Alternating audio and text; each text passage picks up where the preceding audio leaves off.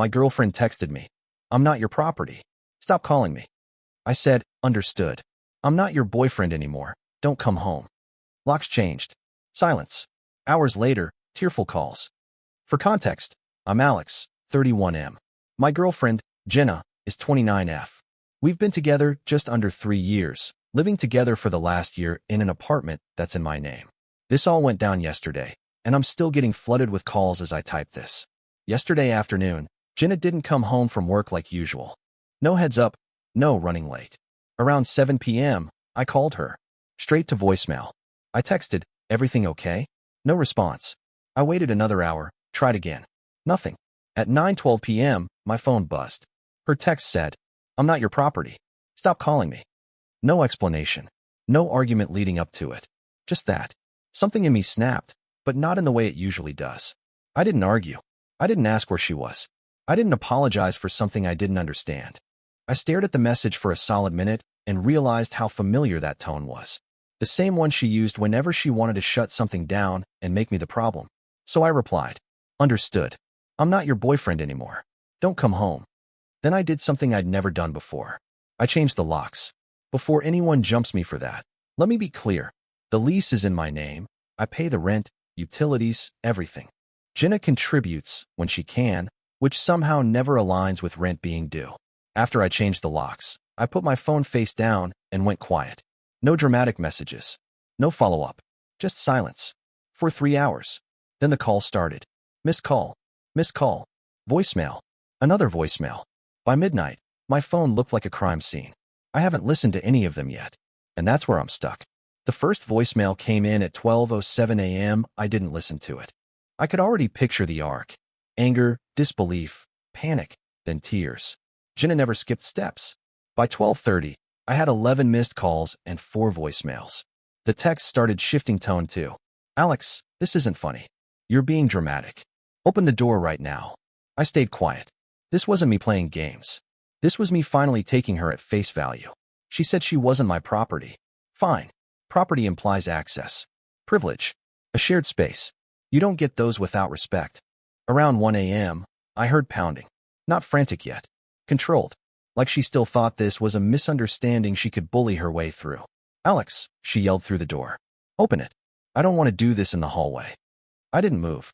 She tried the knob. Once. Twice. Harder the third time. Silence followed.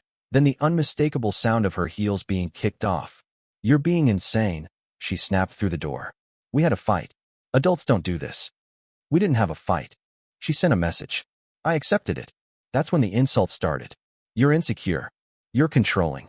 This is exactly why I needed space from you. I leaned against the kitchen counter, calm in a way that surprised me. Every word she said only confirmed something I'd been avoiding for months. At 1:18 a.m., the tone cracked. Alex, she said, softer now. I don't have my charger. My stuff is in there. Still nothing from me. She tried calling again. I watched the phone light up on the counter, vibrate itself quiet. At 1:34, she slid down the door. I could hear it. Her voice changed completely. I didn't mean it like that, she said. You know I didn't. I closed my eyes. That sentence had followed every boundary she ever crossed. And for the first time, I didn't respond to it. I slept on the couch, not because I was sad, but because the bedroom felt like neutral ground I hadn't earned yet. When I woke up, my phone was at 37 missed calls. I finally listened to the voicemails while making coffee. The first 2 were rage. The next 3 were disbelief. By the 6th, her voice had dropped an octave and slowed down, like she was suddenly choosing her words carefully. Alex, please. I don't know where I'm supposed to go. You can't just lock me out. That one almost worked. Almost. At 8:46 a.m., there was a knock. Not pounding this time. Polite. Controlled. The Jenna that shows up when she needs something. I opened the door a crack, chain still on. She looked wrecked. Makeup smeared. Hair pulled into a rushed ponytail. Hoodie I recognized. Mine, technically. She immediately straightened when she saw me, anger flaring back to life. So you're really doing this, she said. You think you can just erase me overnight? I didn't erase you, I said. You drew the line. She scoffed. That text was about boundaries. You're twisting it. No, I replied. It was about disrespect. Her eyes flicked past me into the apartment. I live here. You lived here, I corrected. With me. She crossed her arms. This is abuse, you know. Locking me out like this. That word again. Abuse. She loved weaponizing it whenever accountability got uncomfortable. I didn't touch you, I said calmly. I didn't threaten you. I didn't chase you. You told me to stop calling. I stopped everything. That's not what I meant, she snapped. I know, I said. You meant you wanted power without consequences. Her face went red. You don't get to decide that.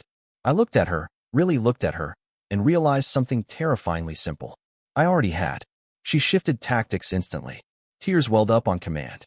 I just needed space last night, she said softly. I didn't think you'd do something so extreme. I nodded. That's the problem. You never think I will.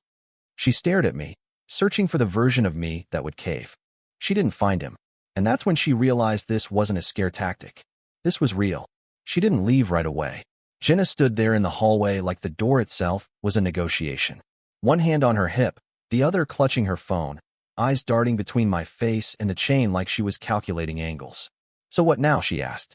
You just throw me out like trash? I'm not throwing you out, I said. I'm enforcing what you said. She laughed bitterly. You're unbelievable. I needed one night without you blowing up my phone, and suddenly I'm homeless. One night. I raised an eyebrow. You didn't say I need space. You said I'm not your property, and to stop calling you. She rolled her eyes hard. God, you're so literal. You know what I meant. That's the problem, I said. It's always what you meant, never what you actually said. She leaned closer to the door, lowering her voice like that would soften the words. Open it. We'll talk inside. You're embarrassing yourself out here. There it was again. Image. Control. Manage the scene. I'm not opening the door, I said. You can grab essentials later when we arrange it. Her face shifted instantly. The calm cracked. So this is punishment, she snapped. Because I didn't check in like a good girlfriend? No, I said. This is me listening. She stared at me, stunned. You don't get to just end things by text. You ended them by text, I replied. I just confirmed it. Her phone buzzed in her hand. She glanced at the screen, then back at me. Where am I supposed to go? I don't know, I said honestly. But that stopped being my responsibility when you decided I wasn't allowed to care. That landed harder than I expected. Her mouth opened, then closed. For a second, there was real fear there. Not sadness about us, fear about logistics. She swallowed. You're really serious. I nodded. For the first time, yeah? She stepped back slowly, like she didn't trust the ground anymore. You're going to regret this, she said, quieter now. Maybe, but I already knew something she didn't. The regret I felt staying had finally outweighed the fear of leaving. And that balance never tips back. She left the building just after that, but she didn't go far. I watched from the peephole as she paced the parking lot, phone pressed to her ear, voice animated. I didn't need to hear the words to know the script. I was unstable. I was controlling. I'd locked her out over nothing. By the way she gestured toward the building, I was already the villain in a story being rehearsed in real time. Around noon, the texts resumed. My mom says what you're doing is illegal. Lauren says you can't just kick me out. You're proving exactly why I needed space. I didn't respond. An hour later, a new tone. Alex, please. I'm exhausted. I haven't slept. I just want to grab some clothes and my laptop. That one was reasonable, carefully crafted. No accusations. No blame. Just logistics. I replied with one sentence. We can arrange a time later with someone present. Her typing bubble appeared instantly, then vanished, then reappeared. So you don't trust me now? I stared at the screen, feeling strangely detached. This wasn't about trust. Trust assumes mutual good faith. What we had was pattern. I trust patterns, I typed back. Not promises. That was the last message I sent. By mid-afternoon, she tried a different tactic. She showed up again, this time with Lauren in tow. Lauren stood a few steps back, arms crossed, clearly drafted as backup. Jenna knocked, soft and polite, like she was auditioning for reasonableness. Alex, she said through the door. We can talk like adults. I stayed silent. Lauren cleared her throat. This is getting out of hand. You're making this worse than it needs to be. I finally spoke, loud enough to be heard. I'm not escalating anything. I'm ending it. Jenna's voice cracked. After everything I've put up with from you? That sentence sealed it. I realized then she wasn't upset about losing me. She was upset about losing access to the apartment, the stability, the version of me that always backed down. And once I saw that, there was no urgency left. That night was the quietest the apartment had ever been. No footsteps, no sighs, no passive-aggressive cabinet slams. Just the hum of the fridge and my phone lighting up every 10 minutes like it was trying to guilt me into something. I didn't answer a single call. At 9:42 p.m., she left a voicemail that finally made me sit down. "Alex," she said, voice trembling. "I don't understand how you can do this so coldly. I loved you. I still love you. You don't just get to shut me out like I meant nothing." That was the most honest thing she'd said all day. Not about love, but about access. Because love, to her, had always come with conditions. Availability, compliance, me staying reachable no matter how poorly I was treated. I sat there thinking about all the times I'd been told I was too much for caring, too needy for checking in, too insecure for wanting basic communication. And now suddenly I was heartless for stopping. Around 11 p.m., another knock. This one wasn't polite. It was desperate. "Alex, please," she cried through the door. "I'll say whatever you want. Just let me in." That sentence chilled me. Say whatever you want. Not talk it through. Not fix it. Just regain entry. "I'm not opening the door," I said calmly. There was a long pause. Then anger exploded. "You're doing this to punish me," she screamed. "You think you're some kind of hero right now?" "No," I replied. "I think I finally listened." She sobbed loudly then, slumping against the door. For a moment, my chest tightened. This was the part where I usually folded, where I convinced myself her pain mattered more than mine. But something had shifted. I realized if I opened that door, I wasn't choosing compassion, I was choosing the cycle. "I hope you're safe tonight," I said. "But we're done." The crying stopped instantly. Then came silence. That's when I knew she'd finally understood. Not that I was mad, that I was unreachable. The next morning, the silence was broken by a notification I didn't expect. An email. Subject line, "Can we please talk like adults?" I almost laughed. Jenna hated email. Too permanent. Too traceable. But that's exactly why she used it now. Texts hadn't worked. Calls hadn't worked. Tears hadn't worked. This was her trying to reframe everything as reasonable. The email was long, carefully written. She said she felt unsafe, that she was blindsided, that she'd been emotionally abandoned. She mentioned the word trauma twice. She also casually noted she might have to involve someone if I continued being uncooperative. That part finally made me angry. Not loud anger. Focused anger. I replied with 3 sentences. "You told me to stop calling you." "I did." "You said you weren't my property." I agreed. "We can coordinate pickup of your belongings with a third party." Nothing else. 10 minutes later, my phone rang. Unknown number. I didn't answer. Then another call. Then another. Then a text from her sister, who I hadn't spoken to in months. "What the hell is wrong with you?" I blocked the number. By early afternoon, Jenna showed up again. This time alone. No friend. No backup. Just her, standing in the hallway with red eyes and shaking hands. "I just need my laptop," she said through the door. "Please. I have work." I hesitated. Not because I doubted myself, but because this was the first request that wasn't about us. It was practical.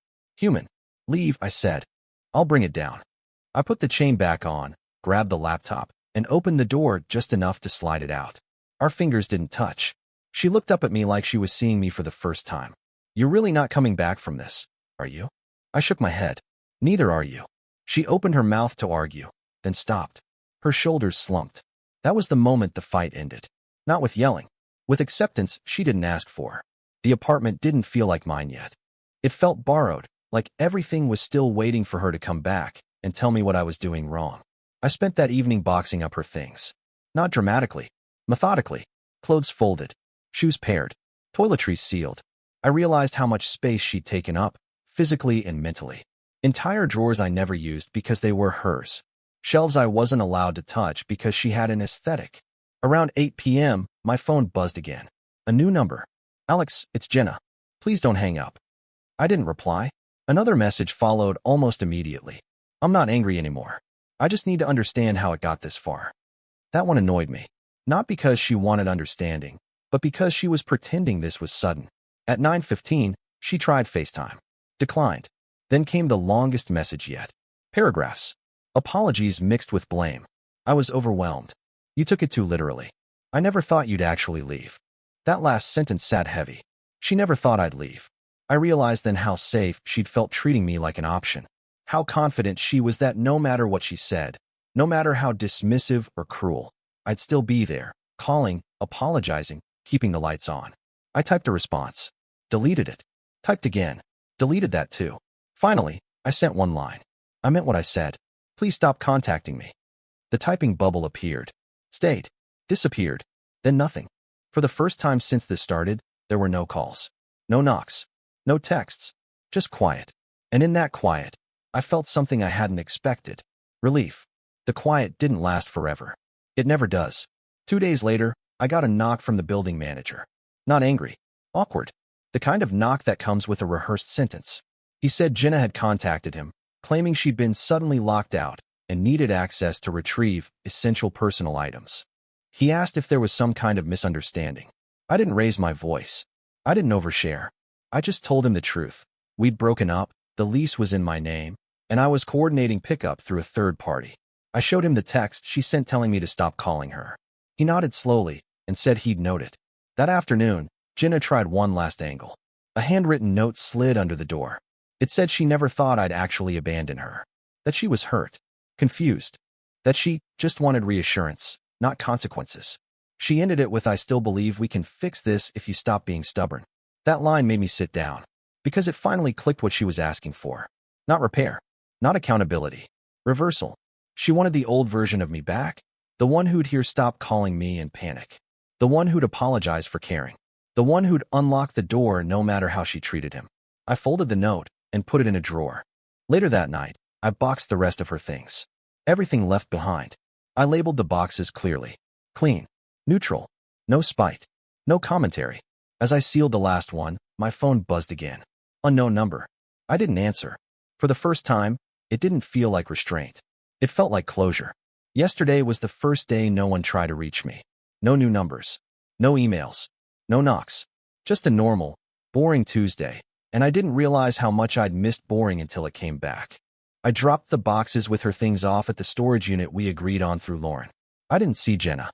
That felt intentional on both sides. There was nothing left to say that hadn't already been said through actions. On the drive home, I replayed that original text one last time. "I'm not your property. Stop calling me."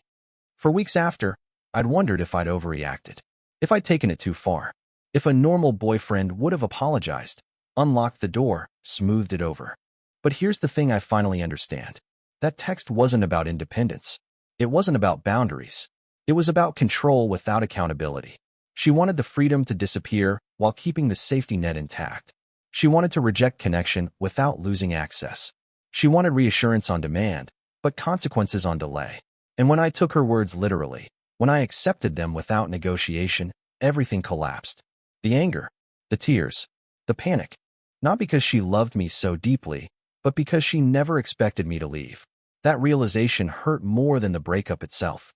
I don't hate her. I don't even think she's evil. I think she got comfortable in a dynamic where I always chased clarity while she held the exit door open, just in case. I closed that door. Not with yelling. Not with revenge. With silence. So yeah, I changed the locks. I stopped answering. I meant what I said. And for the first time in a long time, I don't feel like I'm waiting to be chosen. I already chose myself. If anyone's been on the receiving end of a "stop caring, but don't stop being there" relationship, I'd love perspective. I'm not looking for validation. Just sanity. Because right now, the quiet feels earned.